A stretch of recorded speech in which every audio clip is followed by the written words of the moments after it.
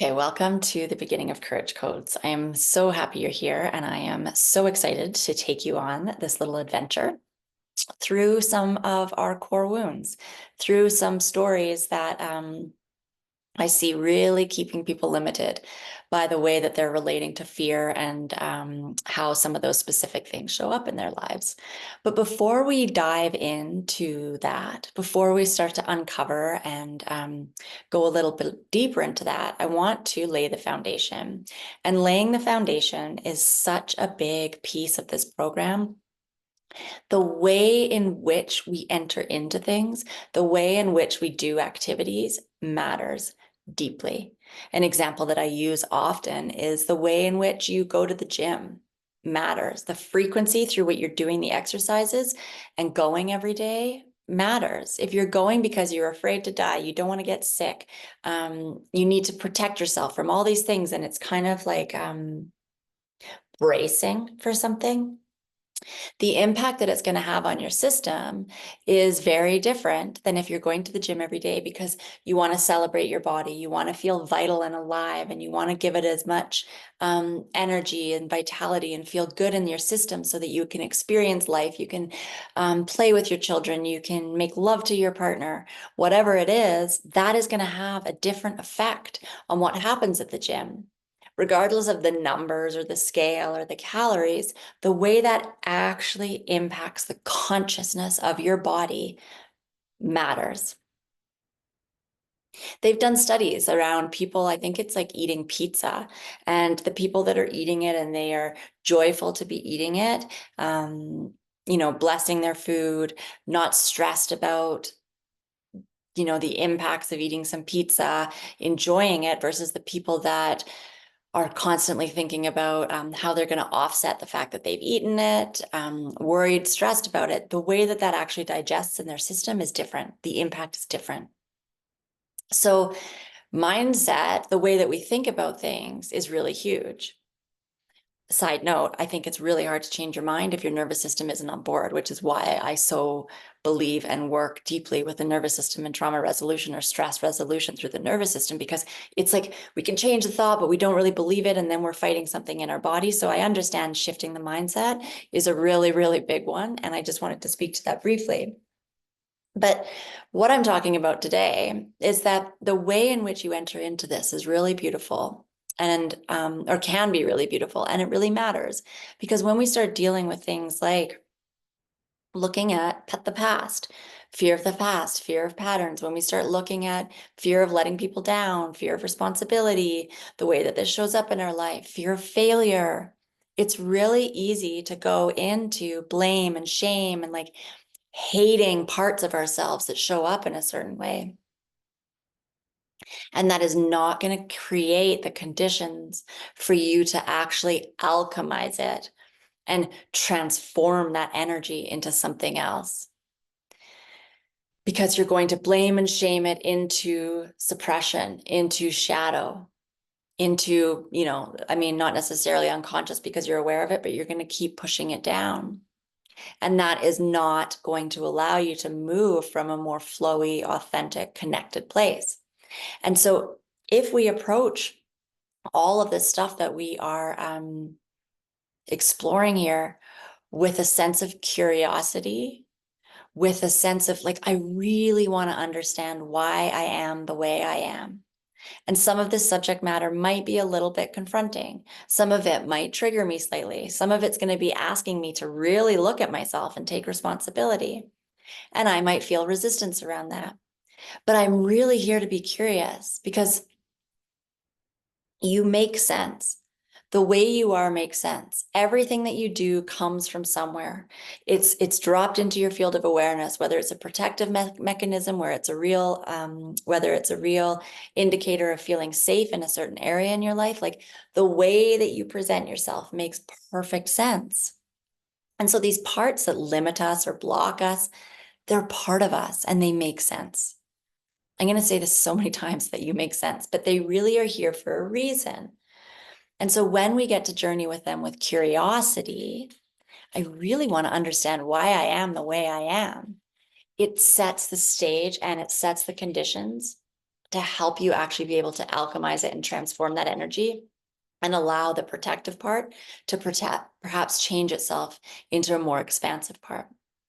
So the part of you that loves you so much brought you here, brought you to this space. The part of you that loves you, that wants change, that wants to experience some shift, brought you here. And so let's really celebrate that and work with that part to continue to fortify that part so that part can take up more time and space in your life. And we do that by saying, like, thank you for bringing us here. Thank you for bringing me here. Thank you for the part of me, like me, that chose this, that's saying yes to change, that's saying yes to having like a perspective shift, to having, different viewpoints brought into my field of awareness so that I can perhaps move in a different way. And then using that as the focus point so that when we come up against some of the crunchier material and you're perhaps, feeling a bit of struggle or challenge around the stuff that you're meeting, you don't take all of your consciousness and slip into that. And it's like, oh, I always do this thing. There's no point in changing. I'm not worthy. I'll never do it. I've been like this my whole life. It's always the way. We want to really notice when that comes up, but really stay tethered to this part that is seeking change and knows it's possible because you're here, because you do all the other things that you do in your life that perhaps are connected to that part. So why are you here? Why am I here? What does that part want for me? And not even like an end result. Let's not tie it to necessarily like, although those goals are totally welcome. It's like, what does that part of me want to feel in its daily experience? And really just tune into that. And then knowing that as we present some of the modules, as you move through the practices and the homework, like the homework, they're just prompts and they're obviously optional. It's up to you, depending on how much you actually want to dive into this. But those parts might be confronted with some sticky bits. And some parts might be afraid. Some parts might be a little shocked, when you see yourself in a certain way, you're like, whoa, I can't believe I actually show up in that way because of this reason. And I've been doing it my whole life. And so just know that that can be confronting and to keep tethering back to the part that loves you, the part that brought you here. Taking responsibility for our lives can be a very interesting process because we really have to take responsibility for the parts that maybe we're limiting ourselves or we're like choosing not to see. So just reminding you that this whole journey is a journey of curiosity, getting to know yourself deeper, because when you can change from that place and it becomes a different type of wisdom and you get to move in a different way. So knowledge really is power. It's powerful information to give you in order to shift if you choose to. So when you come up against a belief or a pattern or a behavior in this program that you're noticing and you're perhaps bringing forward and you're making note of it, it's like, oh, wow, this might actually not serve me.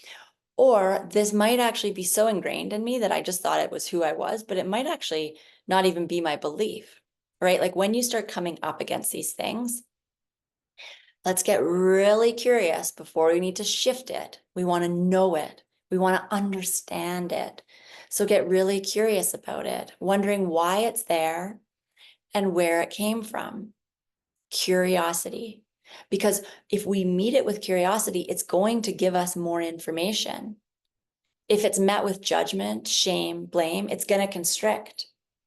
Think about if you judge and blame and shame a child, it's like they get constricted and they pull back. They're not going to tell you the truth.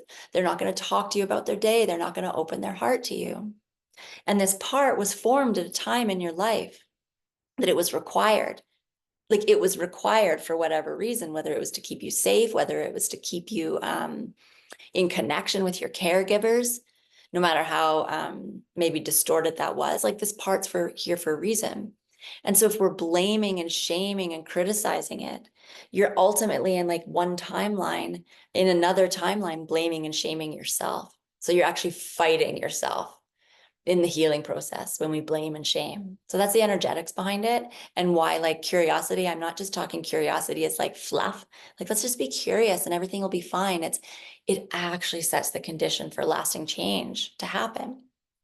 So when you come up against a belief or pattern behavior, we want to first explore it through this lens of like, why are you here? Where did you come from? Is it even mine? Like, did that belief originate from me, or was I handed that down? Why would I embrace that belief?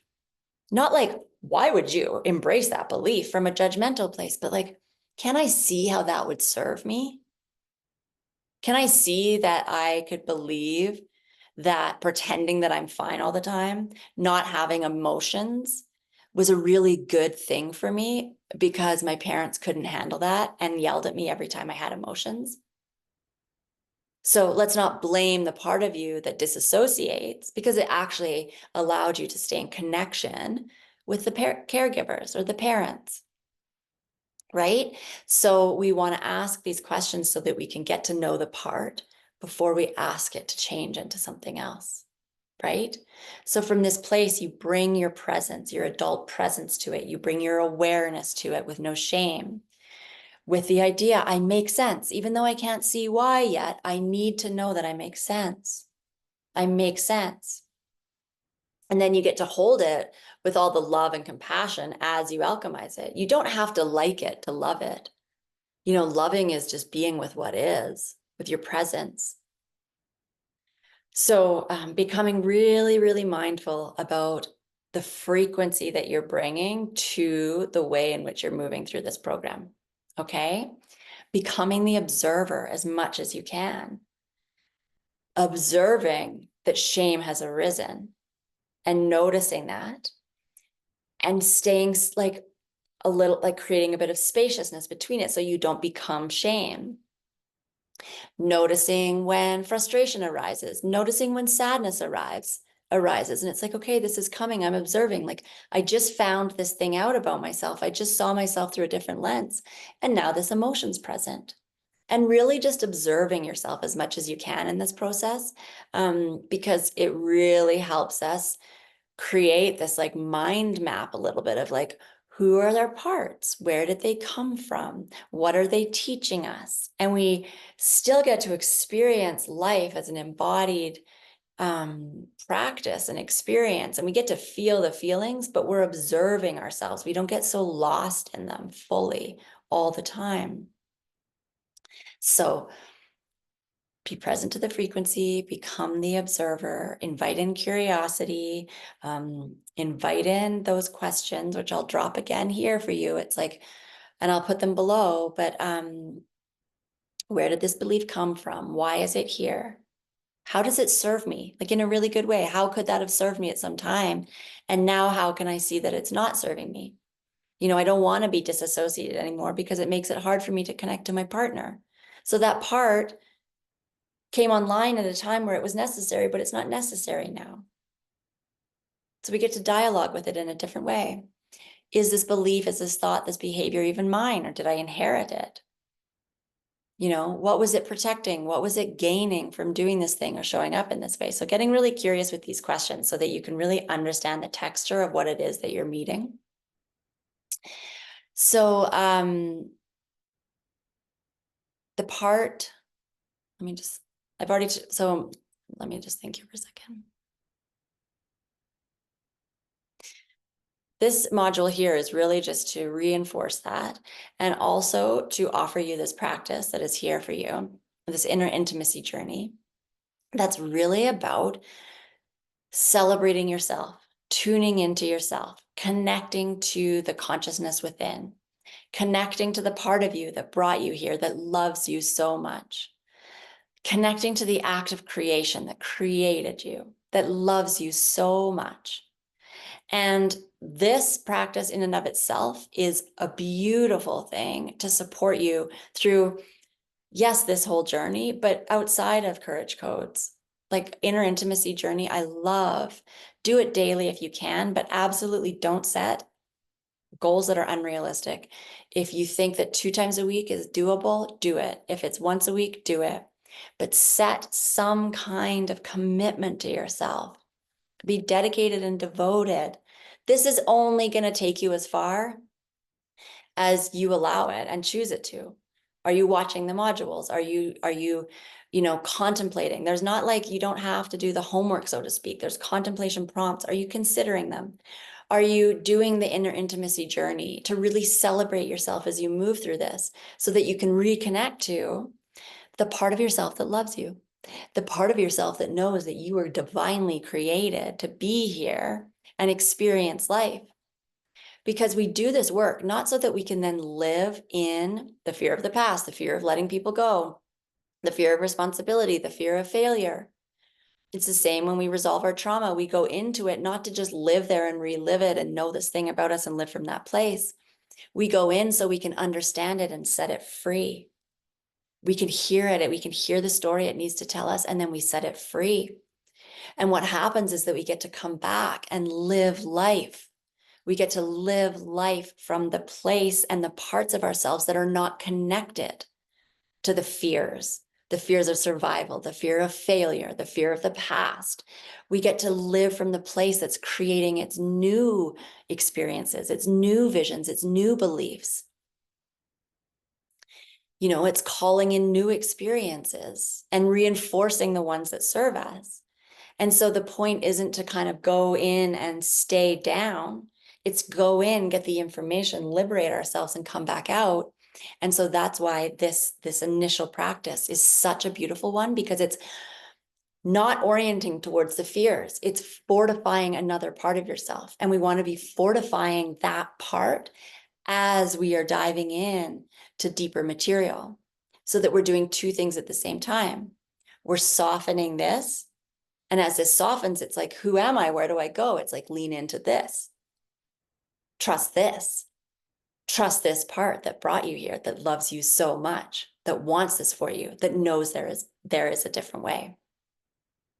So I invite you really to lean in hard to this practice. I'll make it, short. It will be between 20 and 30 minutes. I'll try to do closer to 20. So it's doable practice. You can listen in the mornings. You could listen to it as you go to bed. You could, whenever you want, whenever it works, but just really connecting to the consciousness within that loves you and brought you here. We journey deep so that we can come back out, so that we can shine bright. So let's start like fanning the embers of this part as well. The part that brought you here, that knows change is possible, that wants this for you, and can really see and feel the path that maybe you can't see in this moment, but that part of you can see it and it can feel it and it's pulling you towards it. So let's encourage that while you're moving through all this other stuff. So welcome and enjoy.